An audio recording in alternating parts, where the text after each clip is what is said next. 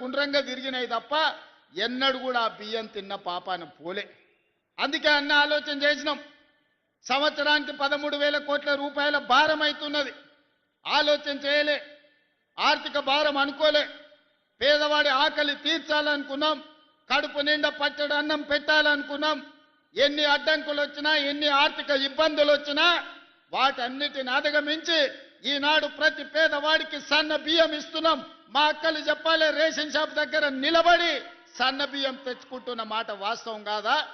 సంటి పిల్లలకు సన్న బియ్యం తినిపిస్తున్న మాట నిజం కాదా? ఇవాళ మన ప్రభుత్వంలో సన్న బియ్యం వండి పెడుతున్నాం. ఈ విధంగా ప్రతి పేదవాళ్ళని దృష్టిలో పెట్టుకొని సంక్షేమ పథకం పేదవాళ్లకు అందాలని, పేదల యొక్క యోగక్షేమాల కోసం ఈనాడు మనం ఆలోచన చేస్తున్నాం. మా మాధవరెడ్డి అని ఇప్పటి దగ్గర ఒకటే చెప్పిండు, మర్యాదగా చెప్పిండు, జర భయపెట్టినట్టు చెప్పిండు. ఏమడిగిండు? ఆయన కోసం ఏం కాంట్రాక్ట్ అడగలే, పేదోళ్ళ కోసం ఇందిరమ్మ ఇండ్లు అడిగిండు. ఆ ఇళ్ళ 2004 నుంచి 2014 వరకు 10 సంవత్సరాలల్లా తెలంగాణ రాష్ట్రంలో వైఎస్ రాజశేఖర రెడ్డి గారి నేతృత్వంలో 25 లక్షల ఇందిరమ్మ ఇండ్లు ప్రతి పేదవాడికి తండాలలో, గూడాలలో, మారుమూల పల్లెల్లో, అడవులో ఎక్కడో ఉన్న వాళ్ళని కూడా 25 లక్షల ఇందిరమ్మ ఇండ్లు ఆ 10 సంవత్సరాలలో కట్టించినాం. మరి ధనిక రాష్ట్రం 16,000 కోట్ల రూపాయల మిగులు బడ్జెట్తోని చంద్రశేఖరరావు గారికి అప్పచెప్పిన 2014లో కాంగ్రెస్ పార్టీ 10 ఏళ్ళు ముఖ్యమంత్రిగా ఉన్నాడు. నేను ఇక్కడ ఉన్నోళ్ళని అందరిని అడుగుతున్నా, డబుల్ బెడ్రూమ్ ఇల్లు ఇస్తా అన్నాడు కదా, మీకెవరికైనా డబుల్ బెడ్రూమ్ ఇల్లు వచ్చిందా? ఇక్కడ వేలాది మంది ఉన్నారు కదా. అందుకే ఆయన ఎన్నికలప్పుడు చెప్పిన, ఏ ఊర్లో డబుల్ బెడ్రూమ్ ఇల్లు ఇచ్చినావో నువ్వు గా ఊర్లో ఓట్లు అడగాలి.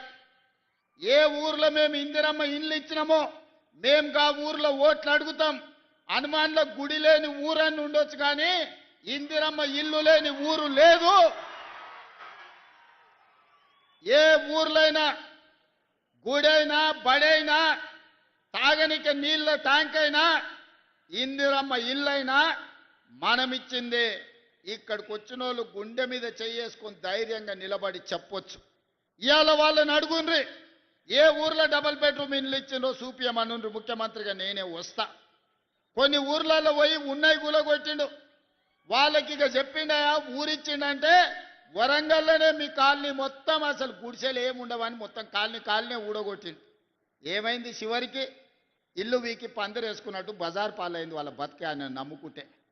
మళ్ళా ఆయన మేధావి, కోడి కొయ్యాలి, కళ్ళు కొయ్యాలి, దావత్ ఇయ్యాలి అని కూడా అడిగిండు వరంగల్లో. పాపం మంచోళ్ళే, తెలుగు కల్లోలే వరంగల్లో, కానీ ఆయన మాయమాటలు పడి మోసపోయింది. కోడి వెంచి ముదిరిపోయింది. లాస్ట్కు ఎవరెత్తుకపోయారో ఆ కోడిని కానీ ఇవాళ పేదోళ్ళ దగ్గర ఇల్లు ఇయ్యలే. అందుకే ప్రభుత్వం వచ్చిన ఎంబడే పేదవాడి ఆత్మ గౌరవం పెరగాలి అని అంటే ఇందిరమ్మ ఇల్లు ఉండాలి. ఇందిరమ్మ ఇల్లు ఉండాలి అని అంటే ప్రభుత్వం ఆర్థిక భారమైనా పర్వాలేదు ఇచ్చి తీరవలసిందే అని మొదటి విడతగా ప్రతి నియోజకవర్గానికి 3,500 ఇండ్లు, దాదాపుగా 4,50,000 ఇండ్లు, 22,500 కోట్లతోని పేదలకు ఇండ్లు ఇచ్చినాం. ఇవాళ ప్రతి గ్రామంలో ఇందిరమ్మ ఇండ్ల పనులు మొదలైనవి. అందుకే ఈరోజు ధైర్యంగా ఆ సంతోషంతో మీ అందరి అభిప్రాయాన్ని సోదరుడు మాధవరెడ్డి గారు మా కనీసం ఇంకొక 3,000 ఇయ్యమంటుండు. ఎప్పుడైనా పండ్లు కాసే చెట్టుకే రాళ్ళు పడతాయి, పెడతామంటే అడుగుతారు, కొడతామంటే దూరం పోతారు. అందుకే మాధవన్న నువ్వు ఎట్లన్నా వేసి ఇంకా మళ్ళీ 3,000 ఇండ్లు రాబట్టాలని ఉపాయం వేసిండు మీ అందరి కోసం. నేను ఇంత పెద్ద ఎత్తున సభ పెడితే మాధవన్న సంతోషంతో పెట్టిండు అనుకున్నా. మాధవన్న మీటింగ్ మతలబ్తోనే పెట్టిండు, ఎట్లయినా ముఖ్యమంత్రి గారిని అందరి ముందు అడిగితే కాదనుకుంటా ఇస్తాడని. నిజంగానే నియోజకవర్గాలలో పేదోళ్ళకి ఇండ్లు ఇచ్చే నాయకులు అంటే నాకు ఇష్టం. పేద ప్రజల్ని ఆత్మ గౌరవంతో బ్రతకడానికి సహకరించే శాసనసభ్యుడు ఉంటే భుజం తట్టి ప్రోత్సహించాలనేదే మన ప్రభుత్వం యొక్క ఆలోచన.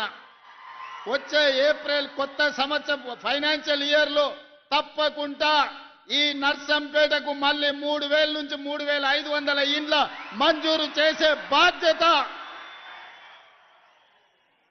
గృహ నిర్మాణ శాఖ మంత్రివర్యులు పొంగులేటి శ్రీనివాసరెడ్డి గారు తీసుకుంటున్నారు.